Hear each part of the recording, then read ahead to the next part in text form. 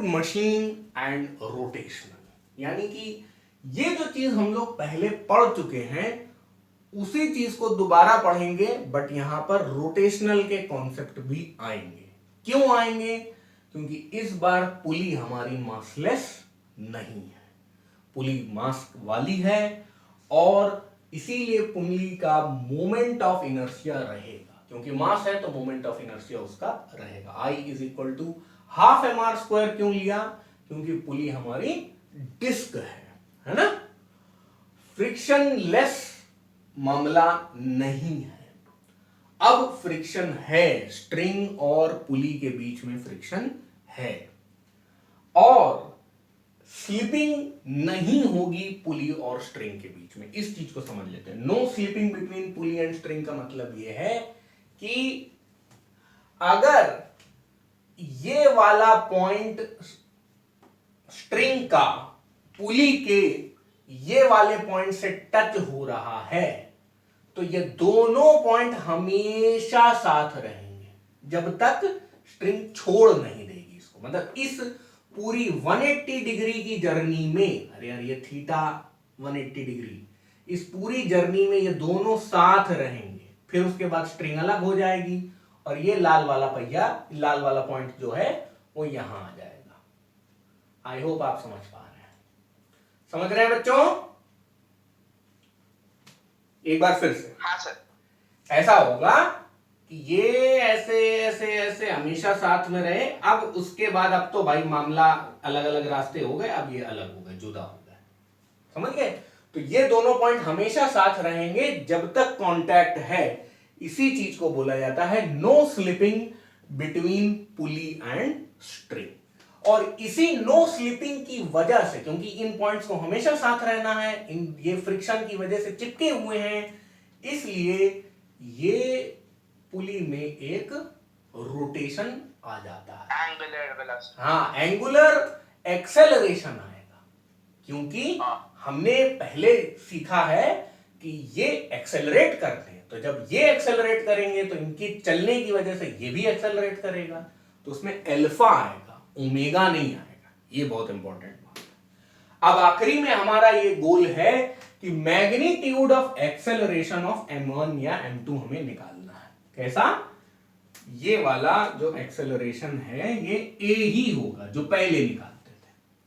अब थोड़ा पुरानी बातें याद कर लेते हैं। जब पहले था, यानी कि एटवुड मशीन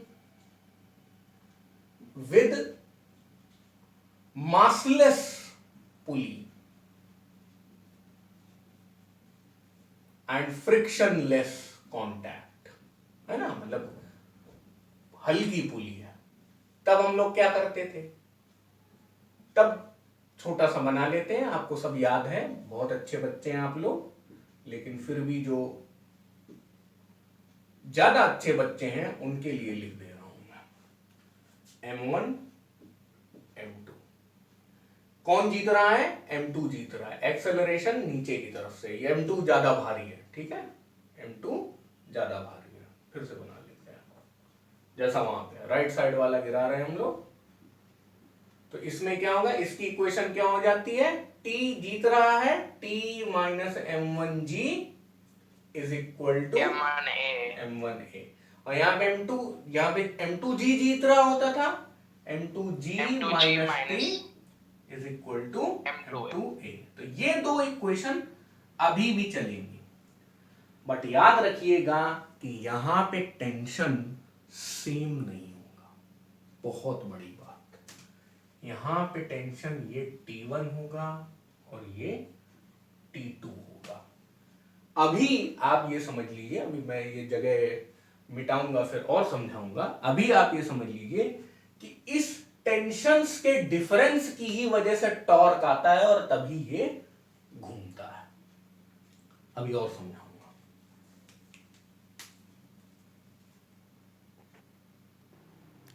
तो अब T1 T2 अलग अलग क्यों है, इसको थोड़ा और ध्यान से समझते हैं। मैंने इस एंड का नाम A रख दिया है और इस एंड का नाम B रख दिया। इसको वैसे ही समझते हैं जैसे कि प्लेन सरफेस होता। प्लेन सरफेस होता मतलब ये रहा एंड ए और ये रहा एंड बी, इस पे हमारी ये जो रस्सी है, रस्सी को मैं थोड़ा काले रंग से मोटी सी बना रहा हूं, ये है अपनी रस्सी, है ना, सिलेंडर ही तो होगी ये देखिए, ये जो मोटा है, ये जो ऐसी चीज है इसको मैंने ऐसे बना दिया, और ये नीचे जो है ये पुली है,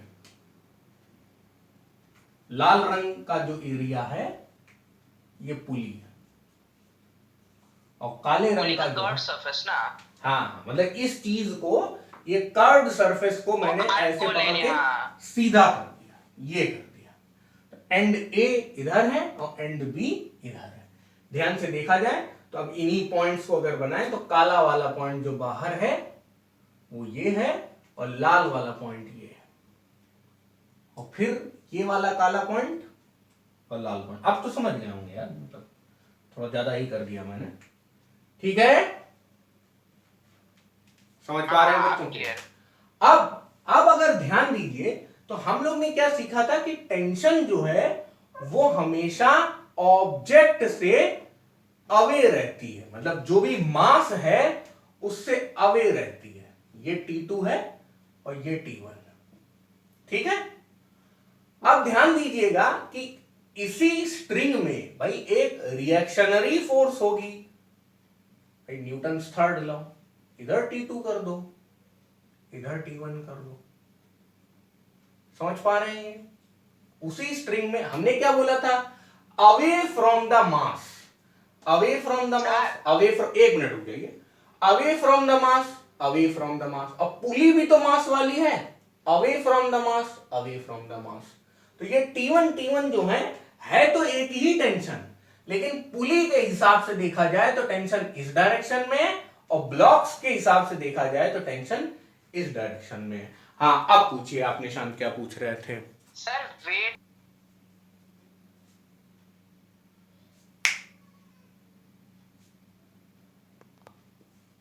हाँ सर वो जो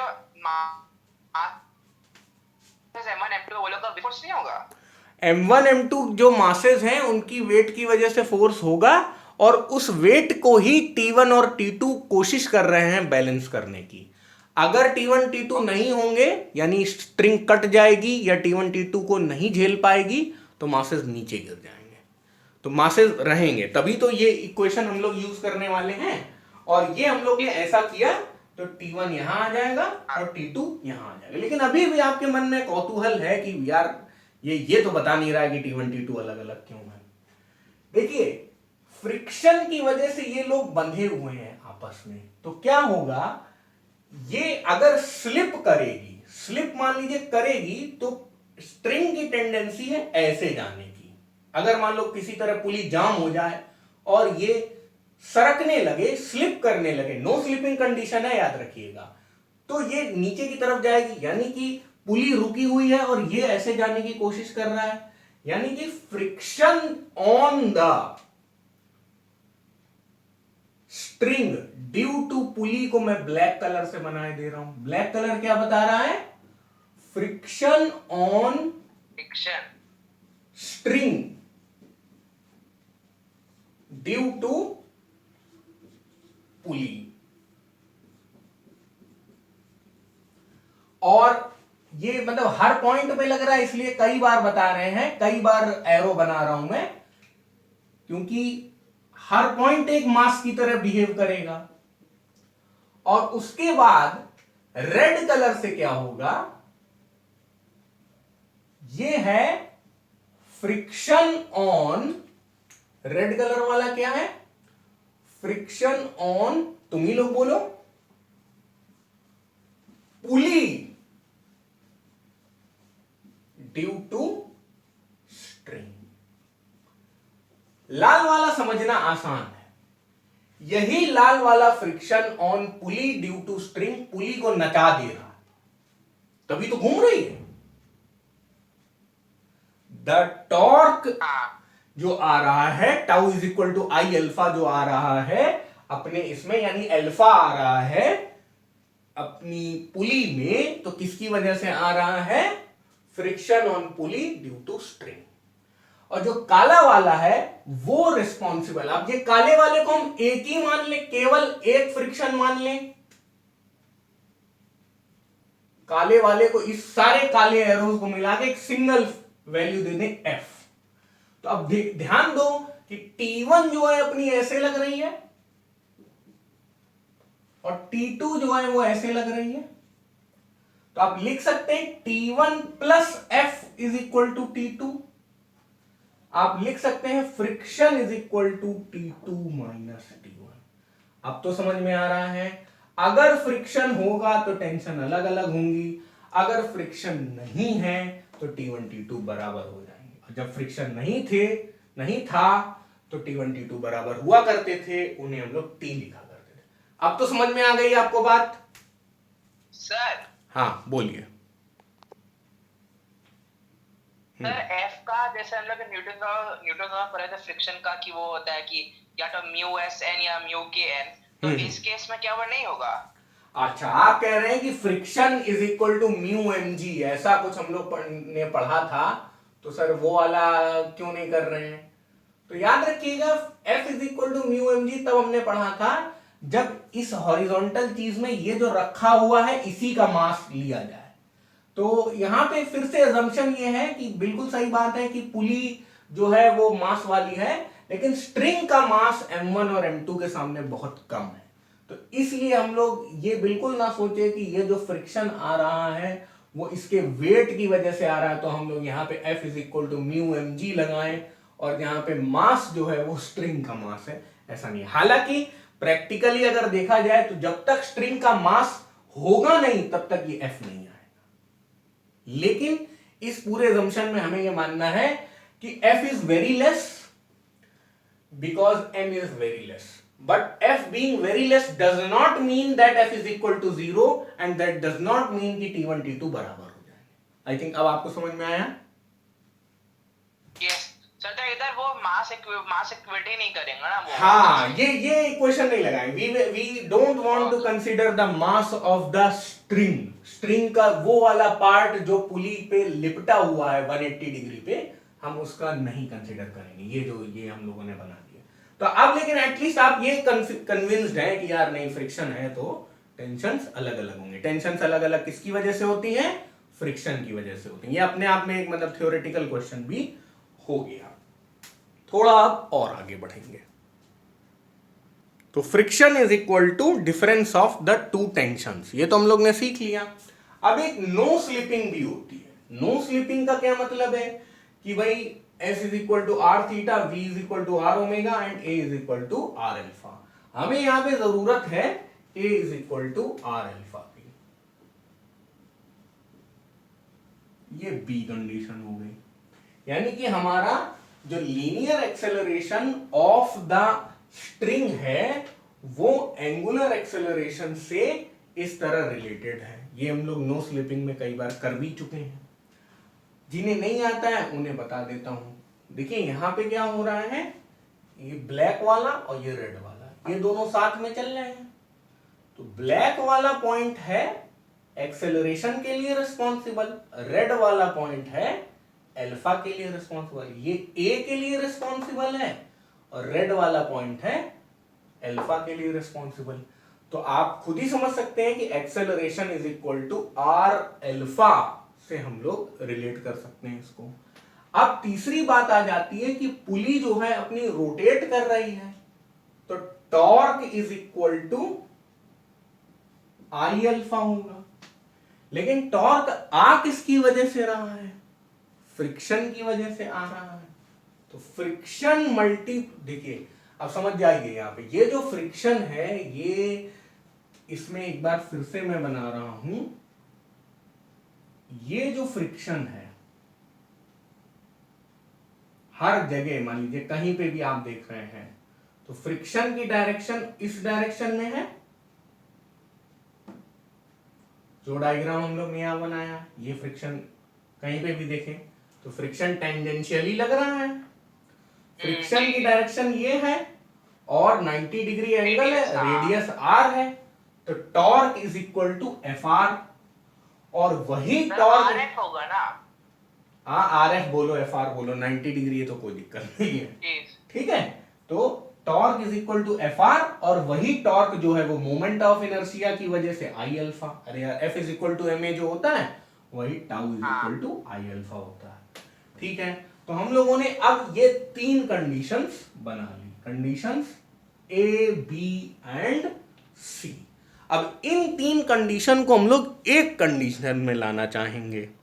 तो अब आप क्या कर सकते हैं, टॉर्क का तो कुछ खास काम है नहीं, है ना, कोई पूछ ले टॉर्क क्या होता है तो टॉर्क आप निकाल सकते हैं, लेकिन इन दोनों को डिवाइड करिए, ये बहुत इंपॉर्टेंट स्टेप है। इस तरह के नो स्लिपिंग वाले जितने सवाल होंगे आप देखेंगे हर बार मैं ये जरूर करता हूं, ठीक है। इससे फायदा क्या होता है कि अल्फा गायब हो जाता है, क्योंकि हम लोग इंटरेस्टेड हैं, याद रखिए गोल ये है एक्सेलरेशन निकालना है। और यहां से आप लिख सकते हैं a is equal to F R square by I, ठीक है, acceleration is equal to F R square by I. लेकिन भाई फ्रिक्शन तो हमें पता ही नहीं है ना, फ्रिक्शन कहां से आ जाएगा, T2 माइनस T1 से, T2 minus T1 तो निकाल लें। हाँ, तो a is equal to T2 minus T1 R square divided by I. तो अब आप थोड़ा और अच्छे से रीअरेंज कर लीजिए, T2 माइनस T1 को अलग कर लीजिए, T2 minus T1 is equal to I A by R square. हाँ, बाई आर स्क्वायर। तो यानी कि हम लोग ने बहुत ही सफाई से थोड़ा बहुत डिवाइड करके दोनों टेंशन, मोमेंट ऑफ इनर्शिया, इन सब के टर्म्स में एक रिलेशनशिप निकाल लिया। गायब हमने क्या क्या किया, हमने अल्फा गायब कर दिया, हमने टॉर्क गायब कर दिया, हमने फ्रिक्शन गायब कर दिया, ठीक है। तो अब ये आप चाहें तो नोट कर ले, नो स्लीपिंग की कंडीशन ये बीच वाली है। मैं तो ये कह रहा हूं कि इन तीन कंडीशन की जगह हमने एक ही कंडीशन लिख दी, क्या, T2 minus T1 is equal to I A by R square. इन तीन की जगह एक ही रिलेशन। अब फ्रिक्शन है कि नहीं है इसकी हमें चिंता नहीं है, मतलब फ्रिक्शन इसमें ज्यादातर कभी ऐसा बोलेगा नहीं कि आपको फ्रिक्शन बताइए क्या था। लेकिन अब अगर ऐसा आ जाता है, क्योंकि आगे कॉम्पिटिटिव एग्जाम कठिन ही हो रहा है, अब अगर आ जाता है तो T1 और T2 के डिफरेंस को लिख सकते हैं। T1 और T2 के डिफरेंस यहां से आ जाएगा, बस। तो ये कॉपी कर लीजिए पहले। सर तो हम लोग ने क्या किया, इन तीन कंडीशंस की जगह एक कंडीशन निकाल ली, है ना, और अल्फा, टॉर्क, ये फ्रिक्शन, इन सबको क्या कर दिया, टाटा बाय बाय कर दिया। अब ये एक इक्वेशन है, इसको मैं 3 बोल रहा हूं, और ये दोनों 1 और 2 हैं।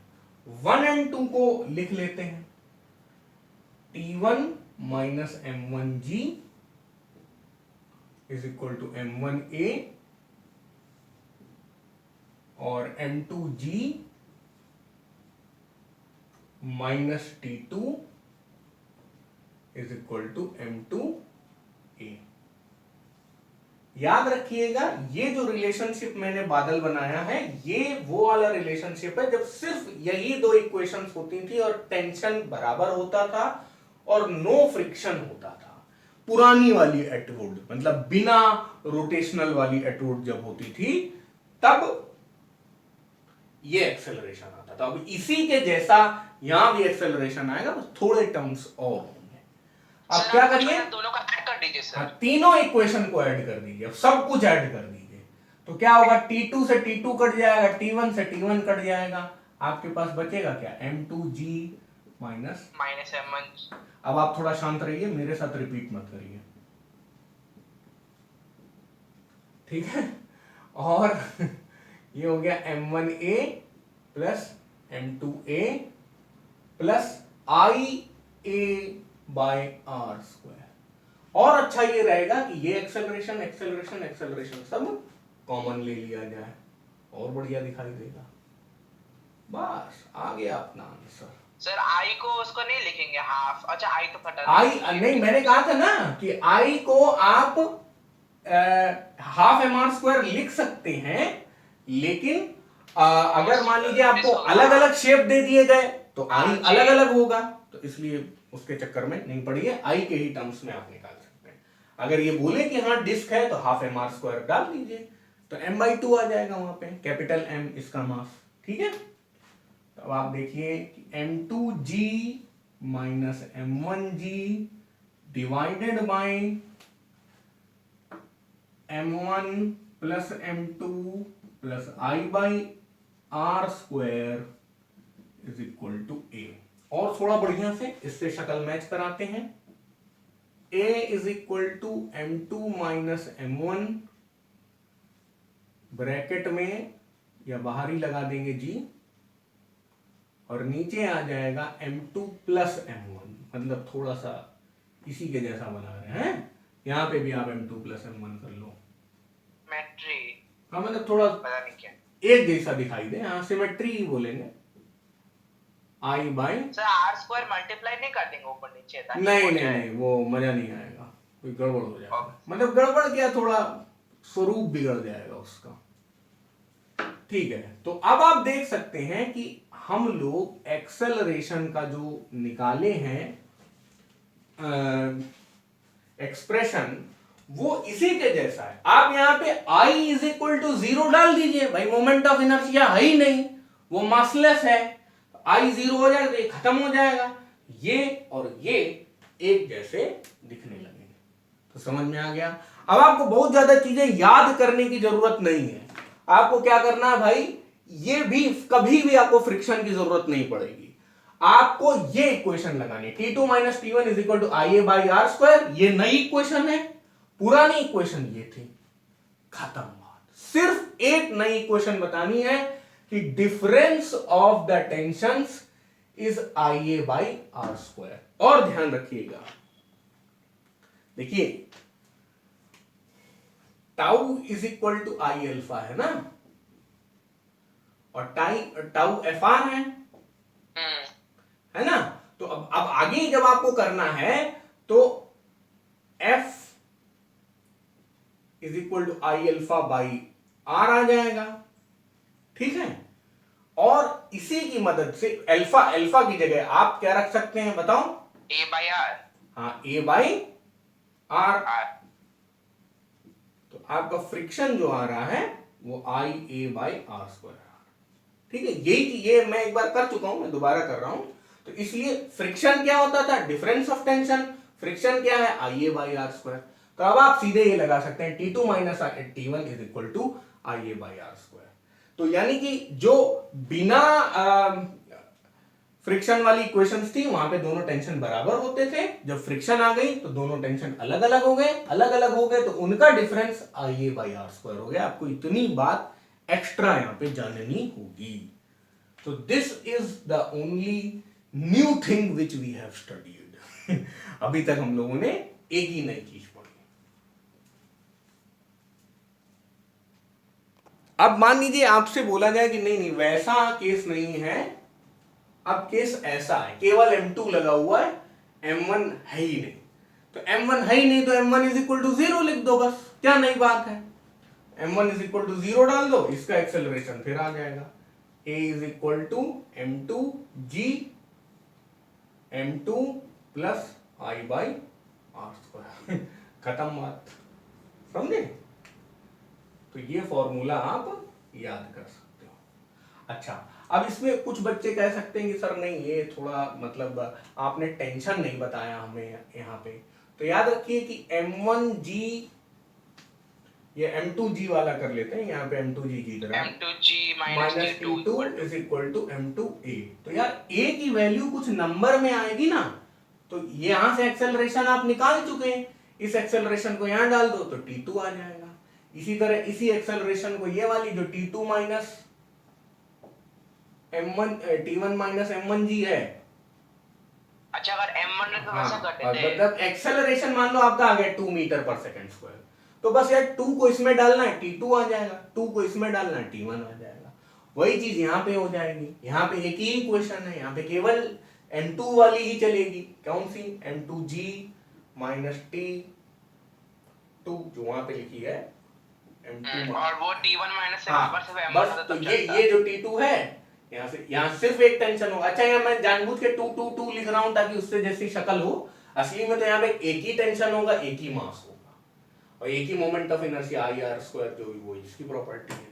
समझ गए? mg+, है ना? तो अब आपको कैसे समझना है कि भाई अगर ये वाला क्वेश्चन है तो एक्सेलरेशन इसका ये होगा, m1 m2 यहां है और I इसका है और R इसका रेडियस है, बस G तो है ही हमेशा के लिए। तो ये सही बात है कि इतना पेन लेके हम लोगों ने डिराइव किया है और आप थोड़ी ना वहां बैठ के डिराइव करेंगे। आप अगर ये वाला जनरल फॉर्मूला याद कर लेते हैं तो इस तरह के छोटे बच्चे केसेस को आप बहुत जल्दी सॉल्व कर लेंगे। और आई एम वेरी श्योर कि आपने जब ये नहीं था तो ये वाला फॉर्मूला भी तो याद करने की कोशिश की ही थी, पर तब क्या होता था, 2 ही इक्वेशन होती थी, तो 2 इक्वेशन में याद करो चाहे बना लो इक्वेशन, एक ही बात होती है। लेकिन जब 3 4 5 इक्वेशन हो जा रहे हैं तो आपको ये याद करना ज्यादा बेनिफिशियल होगा।